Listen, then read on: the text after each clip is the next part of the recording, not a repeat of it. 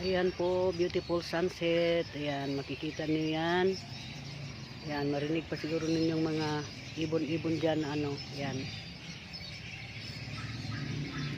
The beautiful sunset here in Davao City. Ang daming ibon doon na nakadapo. Ewan ko doon. Hindi yata nyo marinig guys, pero ang dami-daming ibon dyan. The beautiful sunset. Ayan.